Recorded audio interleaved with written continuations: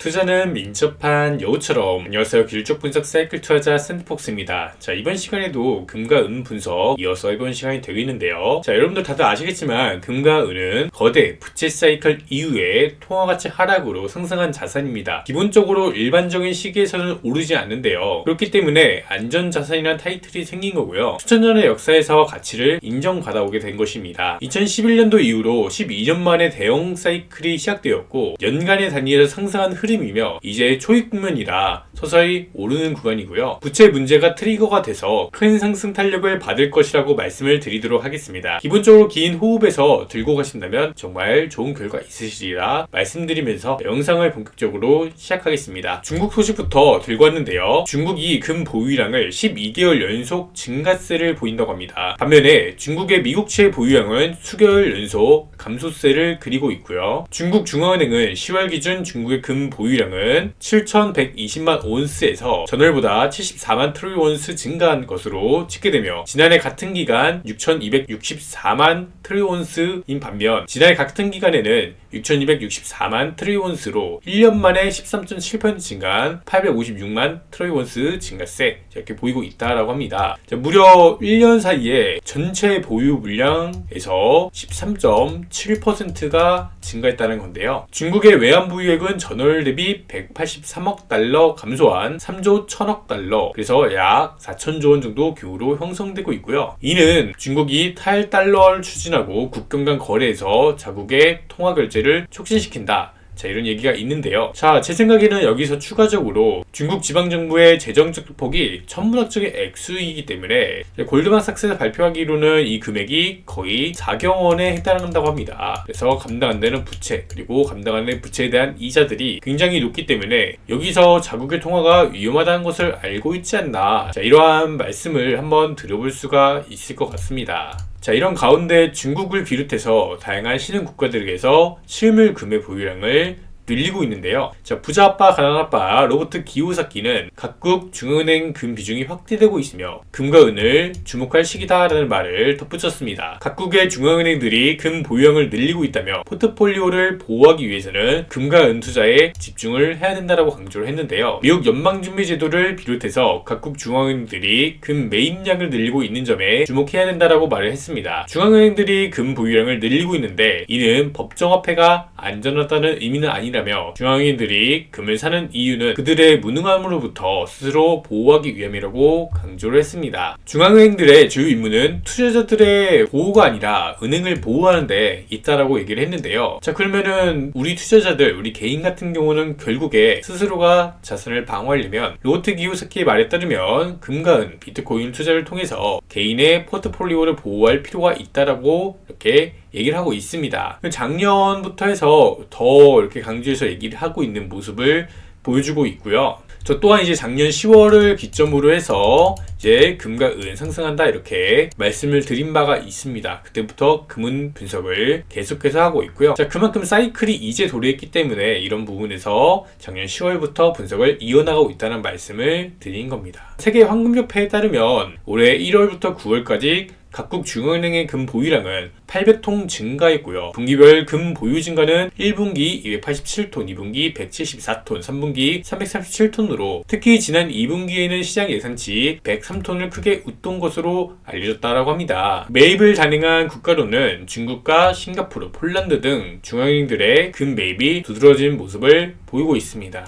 최근에 자산시장 움직임들이 굉장히 심상치가 않습니다. 유가도 그렇고 미국채도 그렇고 굉장히 큰 변동성을 보이고 있고요. 특히나 주식 같은 경우에도 올라가다가 다 꺾이고 이런 흐름들도 많이 보여주고 있고 국내 주식 같은 경우는 2차전지, AI 전부 다 하방으로 꺾인 모습에서 2차전지는 소폭 반등에 나왔다가 다시 하락한 모습이고요. 반면에 AI는 마이크로소프트와 엔비디아 이슈 등으로 소폭의 반등 흐름이 추가적으로 나온 모습을 보여주고 있습니다. 그 밖에 다양한 이런 산업군들에게서는 다 우하향 트렌드를 밟으면서 자산의 가치가 마이너스 80% 찍힌 이런 종목들도 굉장히 많이 보이곤 하는데요. 자, 이런 부분에서 금과 은만 보유하고 있더라도 굉장히 안전하게 자산 방어를 할 수 있었기 때문에 위험 자산에서 상대적으로 안전한 자산으로 투자 포트폴리오를 장악하는 게 굉장히 좋지 않겠나라는 말씀을 조심스레 드려보겠습니다. 자, 그리고 금 차트를 보면요, 제가 이때부터 현재 분석을 시작했고 2000년도 초반 들어와서 금 한 번의 강세 사이클을 밟은 모습입니다. 그래서 이 레벨까지 다시 한번 반등 일어나고 컵앤 핸들 패턴의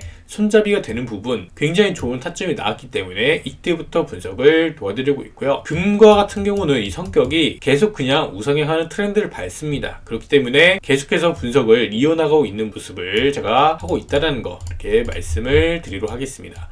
그래서 현재 이 월봉 캔들 흐름입니다. 이제 1년이 조금 더 지났는데요. 제가 분석하고 나서 그 흐름은 굉장히 완만하게 반등에 성공하고 그 다음에 매물 흐름까지 완벽하게 그려주는 모습을 보여주고 있습니다. 자, 이제 앞으로 돌아오는 시장에서 또 한 번의 이슈들로 인해서 금값은 더 추가적으로 상승 탄력을 받게 된다면은, 자, 이 구간 충분히 돌파할 수가 있겠죠. 이 구간만 돌파한다면 그때부터는 어떻게 된다, 이렇게 쭉 상승하는 흐름이 연출된다. 이렇게 됐을 때 금가격은 단기적으로 한 2,400불, 2,500불 레벨에서 가격을 한번 형성할 것이고, 자, 이렇게 형성한 곳에서 다시 조정, 상승, 조정, 상승, 이런 식으로 금가격은 올라갈 것이다 라고 저는 보고 있습니다. 그렇기 때문에 금을 보유하신다면 기본적으로 길게 긴 호흡에서 보자. 이렇게 봤을 때 굉장히 엄청나게 높은 수익률까지는 아니더라도 길게 우리가 2029년도까지 봤을 때는 한 돈에 얼마 100만원까지는 충분히 갈 수 있지 않을까 라는 말씀을 드려볼 수가 있겠습니다. 그래서 금은 어디서 구입하면 되냐라고 이렇게 물으신 분들도 되게 많으신데요.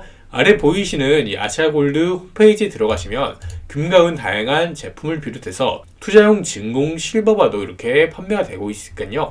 궁금하신 분들은 한 번씩 방문해 보시면 좋겠습니다. 자, 그렇게 해서 현재 금 같은 경우는 이 커머셜 수업 딜러들의 움직임이 현재 물려 있습니다, 얘들. 그래서 이때 당시에 최고점에 올라갈 때마다 계속의 숏 포지션을 쌓아 올려가는 이렇게 모습을 보여주고 있는데요. 자, 그냥 현재 물린 상태에서 어떻게 하지 못하고 계속 방어하고 있는 움직임을 보여주고 있습니다. 자, 은 같은 경우도 커머셜 수업 딜러들이 전혀 작동을 하지 않는 모습을 최근 들어와서 보여주고 있습니다. 굉장히 큰 변동성에도 불구하고 얘네들은 이제 트레이딩 보다는 어제 실물을 좀 많이 축적했으니까 가치가 이제 상승할 것이다, 이렇게 생각을 하고 있는 게 아닌가라는 부분을 한번 생각해 볼 수가 있겠습니다. 그래서 기본적으로 얘네들은 롱포지션으로 수익을 크게 보기보다는 추세에 조금 더 비중을 맞춰서 이렇게 수익을 보는 게 아닌가라는 부분을 볼 수가 있겠는데요. 최근에 이제 숏 계약을 크게 하지 않는 것 보니 이제 한 번 더 큰 레벨을 상승하지 않을까라는 부분을 한번 유추해 볼 수가 있을 것 같습니다. 이런 과정 속에서 은 흐름, 주봉 캔들 흐름입니다. 굉장히 좋은 흐름들을 보여주고 있어요. 한번 강세 밟았고 조정 밟은 구간에서, 자, 이 구간부터 소개를 드렸는데요. 자, 먼저 이 구간에서는 저는 코인 트레이딩을 굉장히 많이 했기 때문에 굳이 이 시기에서는 은을 보유할 필요가 없었습니다. 그러나 통화의 가치가 본격적으로 하락하는 구간, 이제 도달했다고 저는 판단을 했고, 작년 10월 기준으로 해서 여기서부터 은값을 분석을 하기 시작해서 현재 우상향 트렌드를 잘 그려주고 있는 모습을 보이고 있습니다. 마찬가지로 현재 하락 채널 상단에 돌파하는 모습을 보여주고 있고요. 다음 주가 조금 더 중요할 것 같아요. 일단은 한번 이 구간에 돌파 나왔지만 한번 이렇게 매물을 쌓다가 이런 식으로 올라갈 경우가 조금 더 높다라고 보이기 때문에, 자, 이렇게 상승이 나온다면은 12년간의 저항 트렌드를 돌파가 나오는 것이고, 이렇게 돌파가 나온다면은 우리는 30불을 넘기는 모습을 드디어 볼 수가 있겠다, 이렇게 말씀을 드리도록 하겠습니다. 마찬가지로 은행 같은 경우에도 긴 호흡, 긴 시계열에서 올라가기 때문에 기본적으로 길게 보면은 좋은 결과가 있지 않을까. 그래서 자산 방어를 넘어서 수익률까지 추가되는 은만큼 좋은 게 없다는 말씀을 드려보도록 하겠습니다. 이렇게 금과 은 차트를 한번 확인해 봤는데요. 자, 이거는 아시아골드 홈페이지고 제가 투자하고 있는 건 이 투자용 진공 실버밤입니다. 지난번 분석했을 때보다 2만원 정도 더 오른 모습을 보여주고 있고요.